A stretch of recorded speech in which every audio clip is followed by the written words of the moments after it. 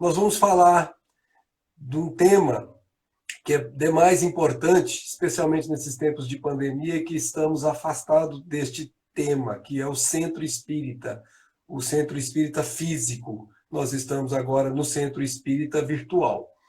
Por que que ele é um templo de bênçãos? Nós vamos identificar isso ao longo de nossa fala, através dos conhecimentos que a doutrina espírita nos proporciona. Então, se nós formos buscar Emmanuel, que é quem melhor fala sobre esse assunto, nós vamos encontrar um livro dele que se chama Estude Vida. E no capítulo 36, ele irá nos dizer: um templo espírita não é simples construção de natureza material. Então veja que o fato de não estarmos fisicamente nele já está corroborado aqui pelo nosso querido Emmanuel, dizendo que ele não é simples construção material. A construção material é um aparato, mas não é esse o centro espírita propriamente dito. Ele diz que o centro espírita é um ponto do planeta, como nós estamos agora fazendo, onde a fé raciocinada estuda as leis universais. Fé raciocinada, aquela que nos leva a compreender, aquelas que nos leva a ter certezas, as certezas que permitem que a nossa fé não se abale. Por isso, ele diz fé raciocinada estudando leis universais. Portanto, entrar na doutrina espírita, entrar no centro espírita, é estudar as leis universais por um raciocínio lógico, por um meio que nos conduz a certezas que são inabaláveis e que nos permite viver todos os momentos, sejam os de alegrias, sejam os de dificuldades, dentro de uma certeza de que tudo está na ordem de Deus. Então nós vamos agora buscar de novo Emmanuel, neste mesmo livro, Estude Vida, agora no capítulo 39, ele voltará a nos dizer sobre o templo espírita. Ele dirá que um templo espírita, revivendo o cristianismo, prestemos atenção nisso, revivendo o cristianismo, é um lar de solidariedade humana, em que os irmãos mais fortes são apoio aos mais fracos, e em que os mais felizes são trazidos ao amparo dos que gemem sob o infortúnio. Em outras palavras, é um templo onde quem tem mais deve dar para quem tem menos. Se somos mais fortes hoje, devemos ajudar aqueles que são mais fracos hoje, porque dia virá que estaremos em posição inversa. Se somos mais felizes hoje, temos que ajudar aqueles que estão vivendo a infelicidade, porque também nós outros não sabemos quando o mesmo acontecerá conosco. Mas ainda poderíamos perguntar, se alguém me perguntasse qual a função primacial, a primeira, a mais importante função de um centro espírita. Aqui nessa fala anterior, quando Emmanuel diz revivendo o cristianismo, nós já temos parte da resposta, porque ele vai dizer lá no livro O Consolador, na questão 218, que a necessidade imediata dos arraiais espiritistas é a do conhecimento, olha a palavra, é a do conhecimento e a aplicação legítima do evangelho da parte de todos quantos militam nas suas fileiras, desejosos de luz e de evolução. Portanto, a necessidade número 1 daquele que busca o centro espírita é estudar e aplicar legitimamente o evangelho. A função primordial da doutrina espírita é reviver o evangelho de Jesus como ele nos legou no primeiro século. Por isso, o centro espírita e o evangelho são indissociáveis. Não há como trazer um sem o outro. Por isso que nós vamos falar dos dois juntos. Centro espírita e evangelho são a mesma coisa. Vamos lembrar quando Jesus estava entre nós, em determinado momento, ele, e foi anotado por Mateus no capítulo 16, ele dirá: eu também te digo, tu és Pedro, falando ao apóstolo, e sobre esta pedra, porque Cefas, Pedro, pedra, edificarei a minha igreja, e as portas do Hades não prevalecerão contra ela. Veja que Jesus usou a expressão igreja. Igreja no sentido de que ele tem uma igreja.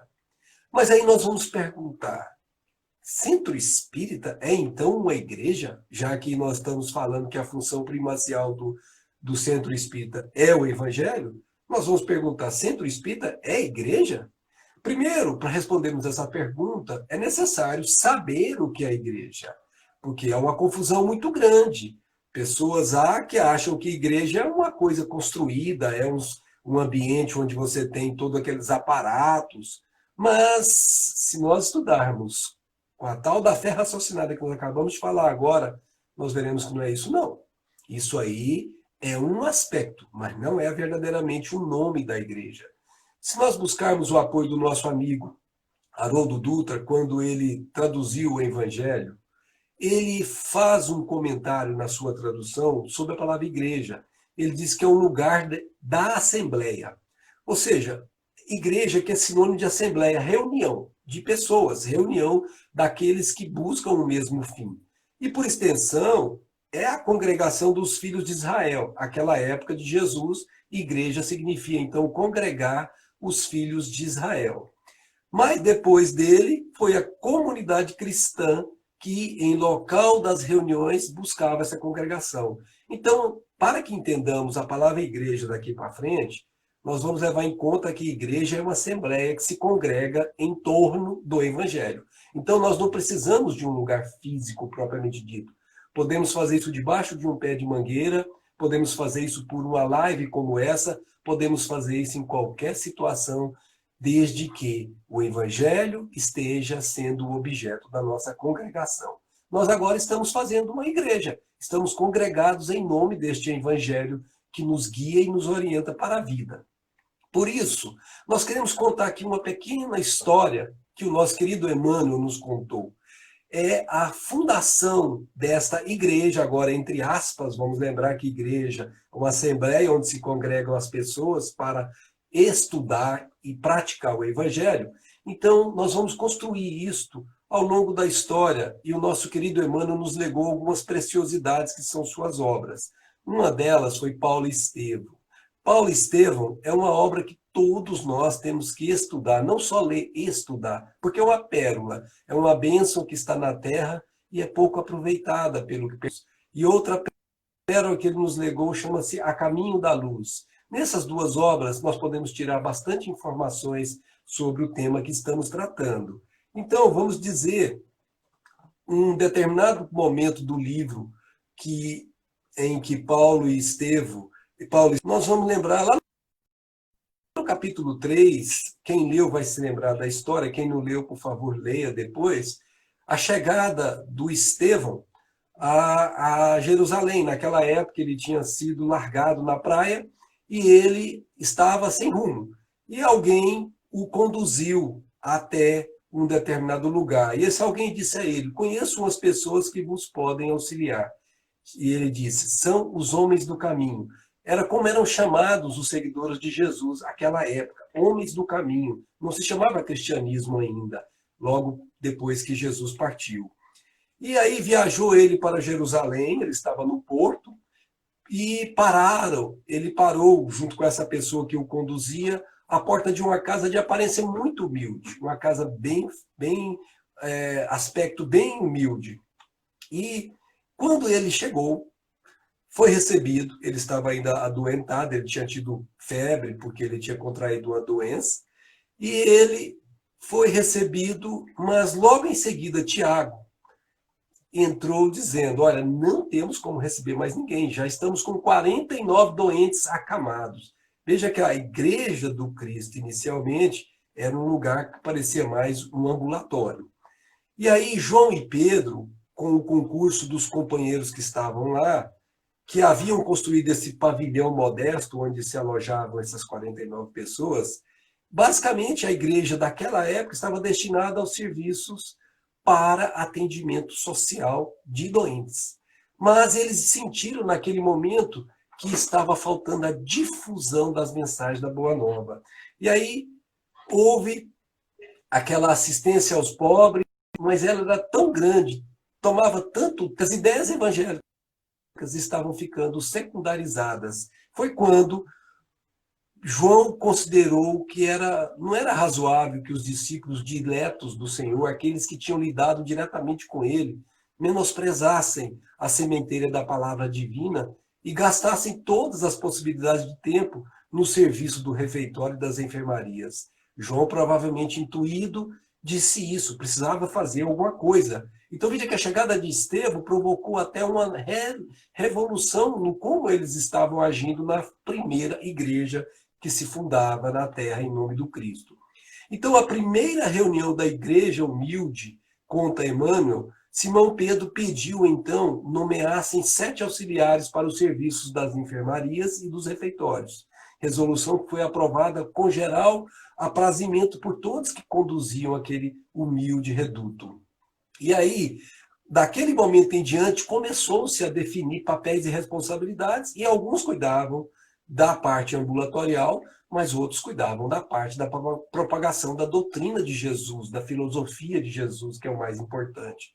E muito tempo se passou depois deste evento, e nós vamos encontrar Emmanuel nos contando em A Caminho da Luz, que logo depois, em toda a Ásia Menor, na Grécia, na África e mesmo nas Galhas, como mesmo em Roma, já se falava de Jesus, da sua filosofia nova, que abraçava todos infelizes, porque a divulgação do Evangelho de Jesus começou a se expandir por todos os lados.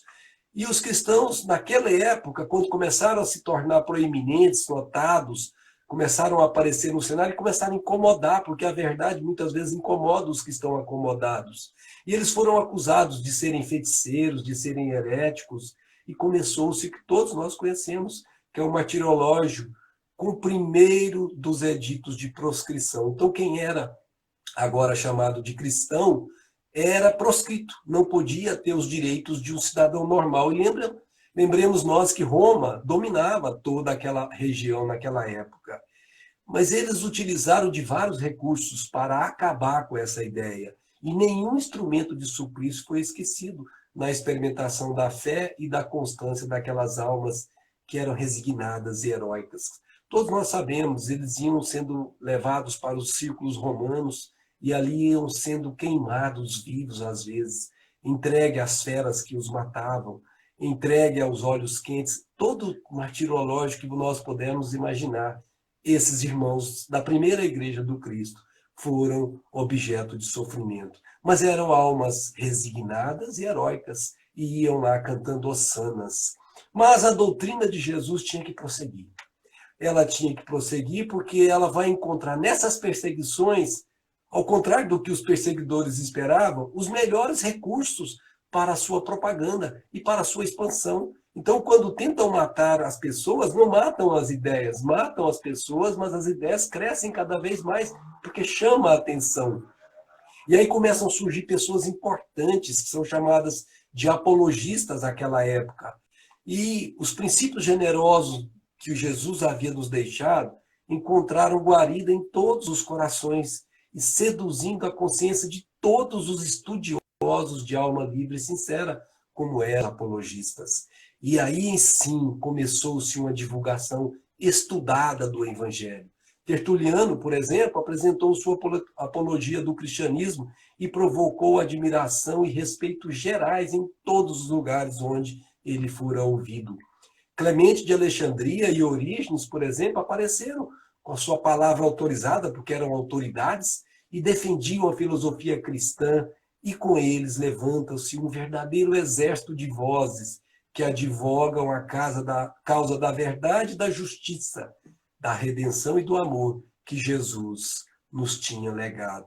Veja que o Evangelho começa a se expandir, a sua igreja começa a se expandir de maneira gradual, e vai ser um processo muito dolorido, como nós conhecemos, porque as influências humanas vão penetrar a igreja do Cristo, que é toda espiritual. Com Constantino, que era um imperador romano, o cristianismo vai subir à condição de Estado, e ele passa a receber do Estado romano o direito de ser considerado a religião oficial do Estado, pelo Édito de Milão. E aí, então, o cristianismo começa a ser influenciado pelos movimentos humanos. Mas a espiritualidade nunca descuida, e eles estavam ligados no plano espiritual, e o mesmo espírito de ambição e de imperialismo do Império Romano que dominou igualmente a Igreja de Roma vai ser vigiado pelos nossos benfeitores. E a restauração da Igreja do Cristo é tentada várias vezes, sempre respeitando o livre-arbítrio de nós outros aqui, os encarnados. E foram 300 anos de luta dos mensageiros do Cristo, procurando amparar a igreja, procurando ajudar com humildade, mas mesmo assim, a força dos interesses humanos sobrepujaram. Então, os benfeitores deixam, sob nossas responsabilidades, a permanência desta situação para que nós aprendamos, com o esforço de salvação e experiência, a encontrar o caminho por nós mesmos. Mas, mesmo assim, os espíritos superiores não desamparam a humanidade. Espíritos heróicos e missionários desceram de lá, do mais alto, e exerceram função de novos sacerdotes da Igreja Sagrada do cristianismo, mesmo a Igreja estando corrompida por interesses humanos, e manteve dentro dessa Igreja o fogo divino para as futuras gerações. Então, sempre dentro da Igreja nós tivemos aqueles que deturparam, mas tivemos aqueles que mantiveram este fogo sagrado, que hoje nós restauramos no século XXI. Muitos emissários do alto tomam corpo entre as falanges católicas no intuito de regenerar os costumes da Igreja. Em vão, porém, tentam operar o retorno de Roma aos braços do Cristo. Não conseguem. Infelizmente, a força dos interesses humanos ainda é muito grande. Numerosos espíritos reencarnam, diz Emmanuel, com as mais altas delegações do plano invisível. Entre esses missionários, por exemplo, olha como é interessante isso, vem um que a gente conhece por Maomé, que em 1570 nasceu lá em Meca com um objetivo, foi um enviado dos missários de Jesus lá no plano superior. E a missão dele era reunir todas as tribos árabes, porque naquela época os árabes eram divididos em tribos, não tinham uma unicidade. Eles tinham, esse espírito chamado Maomé tinha a missão de reunir todos eles em torno dos ensinos cristãos. Mas, infelizmente, não conseguiu. Se nós estudarmos a história dele, vamos saber por quê. Mas os apelos do alto continuaram a solicitar a atenção da igreja em todas as direções. E aí eles não cansam e mandaram um dos maiores de Jesus descer a carne. Ele apareceu com o nome de Francisco de Assis, Francesco Bernardone, lá em Assis, aquela cidade maravilhosa da Itália. E a sua atividade reformista, diz Emmanuel, verificou-se sem os atritos próprios da palavra. Ele não discutia, não criava problemas nesse termo. Por quê? Porque o seu sacerdócio foi o exemplo na pobreza e na mais absoluta humildade. Quem conhece Francisco de Assis sabe que ele é sinônimo de humildade. Por isso, nos lembramos dele, Senhor, fazei-me instrumento de vossa paz. É o símbolo da absoluta humildade. O esforço poderoso do missionário, todavia, se não conseguiu mudar a corrente de ambições que ainda estava vigindo dentro da igreja, deixou traços fulgurantes da sua passagem pelo planeta. E muitas são as ordens que hoje seguem Francisco de Assis. Mas os esforços dos mensageiros do Cristo não param. Eles continuam obedecendo o plano superior, mas respeitando o livre-arbítrio de nós outros encarnados. E lá pelos começos do século XV, eles mandaram grandes assembleias espirituais se reunirem nas proximidades do planeta em virtudes das determinações do Cristo para encaminhar o mundo para uma nova era. Teria que haver uma mudança, não poderia continuar como estava. Iria nascer ali, naquele momento, perto do século XV, os primeiros pródromos para a terceira revelação começar a ser arquitetada no plano espiritual para descer à Terra. Todo o esforço de regeneração efetuava-se sob o olhar misericordioso e compassivo de Jesus, conduzido diretamente por Jesus. Mensageiros devotados reencarnam no nosso planeta para o desempenho de missões carinhosas e redentoras. E aí, o século XVIII vai começar entre lutas renovadoras, é conhecido como o século das luzes. E espíritos de elevado conhecimento filosófico e científico descem à Terra e combatem aqueles erros grosseiros que existiam, aquelas crendices, e começam a estabelecer uma nova ciência, uma nova arte, uma nova sociedade, uma nova política. Isto é a base para que a terceira revelação chegue. Entre cintilações do sentimento e do gênio. Foram eles, esses benfeitores que nós conhecemos por gênios, instrumentos ativos do mundo espiritual para a regeneração das coletividades que nós pertencemos às coletividades da Terra. Vejam como demora o processo de regeneração de uma sociedade. E as bases da terceira revelação, nesse momento, já estavam assentadas. Foi do sacrifício desses corações, diz Emmanuel, corações generosos, que se fez a fagulha divina do pensamento e da liberdade. Vejam que a Revolução Francesa tinha como método liberdade. Então, nós vamos lembrar que o mundo iria conhecer o Consolador prometido, mas precisaria estar preparado para isso. E aproximavam-se os tempos em que Jesus deveria enviar ao mundo o Consolador de acordo com as suas auspiciosas promessas. Como ele tinha dito, e foi anotado por João no capítulo 14, e eu rogarei a meu Pai, e ele vos enviará outro Consolador, a fim de que fique eternamente convosco, o Espírito de verdade.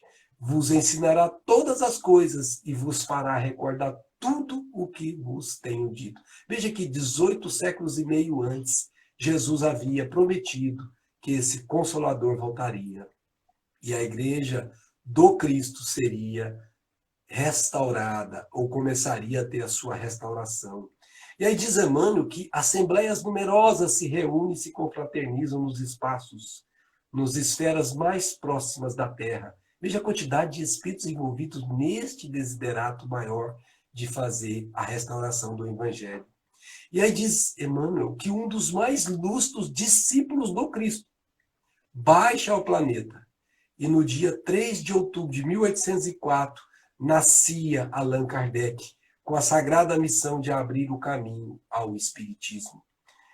A grande voz do Consolador prometido ao mundo pela misericórdia de Jesus Cristo.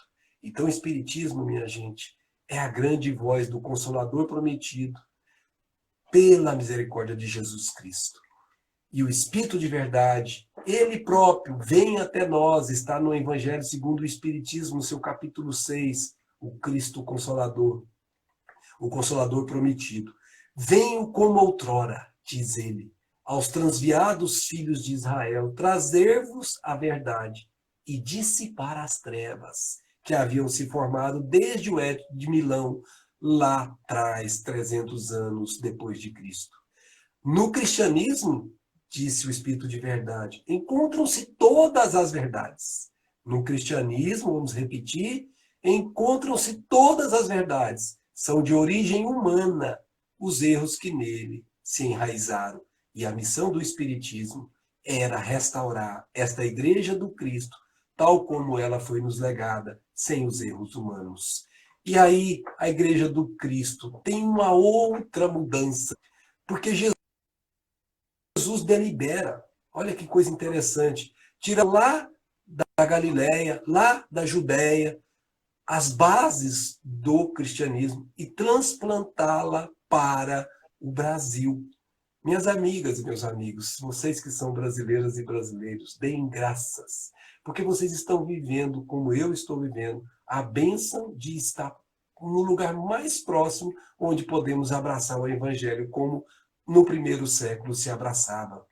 E é por isso que o nosso querido Humberto de Campos irá contar-nos no seu livro chamado Brasil, Coração do Mundo, Pátria do Evangelho, que no último quartel do século XIV, Jesus resolveu realizar uma de suas visitas periódicas à Terra. Ele faz isso periodicamente, segundo os espíritos superiores nos contam, a fim de observar os progressos de sua doutrina e de seus exemplos no coração dos homens. Para esta terra maravilhosa, disse Jesus, e bendita, será transplantada, olha como ele fala, transplantada a árvore de meu evangelho de piedade e de amor.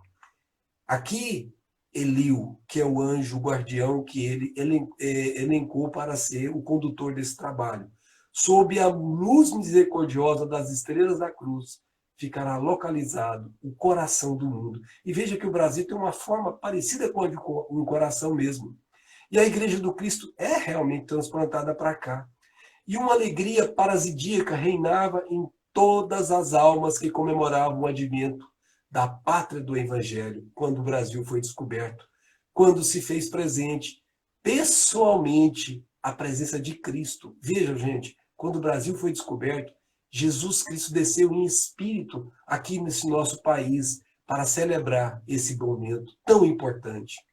E Jesus dirá nesse momento, segundo nosso Humberto de Campos: Ismael, manda o meu coração que doravante seja o zelador dos patrimônios imortais que constituem a terra do cruzeiro. Reúne as incansáveis falanges do infinito e inicia desde já a construção da pátria do meu ensinamento. Para aí transplantei a árvore da minha misericórdia. Ismael recebe o lábaro bendito das mãos compassivas do Senhor. Na sua branca substância, conta nosso querido Humberto, uma tinta celeste inscrevera o lema imortal: Deus, Cristo e caridade. O lema que nós na FEB adotamos desde a chegada desta informação para nós aqui na Terra. E o Espiritismo e a Igreja do Cristo começam a ser a mesma coisa.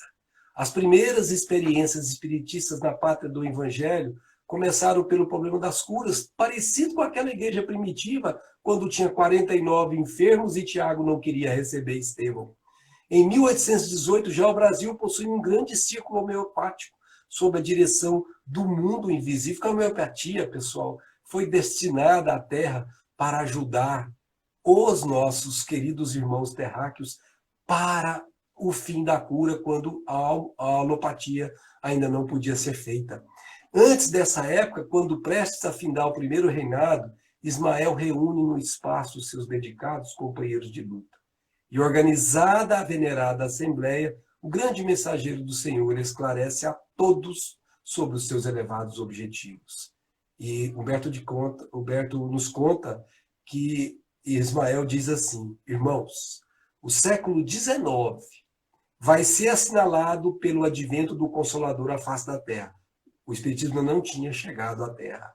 Nestes 100 anos, se efetuarão os grandes movimentos preparatórios. Prestemos atenção nesta palavra. Preparatórios dos outros 100 anos que hão de vir, que é os que nós estamos vivendo, queridos irmãos. Concentraremos agora os nossos esforços na terra do Evangelho, para que possamos plantar no coração de seus filhos as sementes benditas que mais tarde frutificarão no solo abençoado do cruzeiro. Encaminhando-se para um dos dedicados e fiéis discípulos, falou-lhe assim: descerás às lutas terrestres, com o objetivo de concentrar as nossas energias no país do cruzeiro. Arregimentarás todos os elementos dispersos, a fim de que possamos criar o nosso núcleo de atividades espirituais. Ismael defraudara a sua bandeira à luz gloriosa do infinito, quando uma voz terna e compassiva exclamou das cúpulas radiosas do ilimitado: glória a Deus nas alturas e paz da terra aos trabalhadores de boa vontade. Era Jesus marcando este importante momento do nosso país. Daí a algum tempo, no dia 29 de agosto de 1831, nascia Adolfo Bezerra de Menezes, o grande discípulo de Ismael, que vinha cumprir no Brasil uma elevada missão. E o Espiritismo, a partir dele, se consolidaria na pátria do Evangelho. Minhas amigas, fizemos esse rápido apanhado da história da Igreja do Cristo, para que pudéssemos agora fazer reflexões. Porque diz Emmanuel assim: a direção do Espiritismo, na sua feição do Evangelho redivivo, pertence ao Cristo e seus prepostos, esses que falamos agora. Antes de qualquer esforço humano precário e perecível, como verificamos quando o homem assumiu a Igreja do Cristo. Então nós detectamos claramente nesse rápido apanhado que o século I, a primeira Igreja do Cristo surgiu, mas logo depois foi deturpada.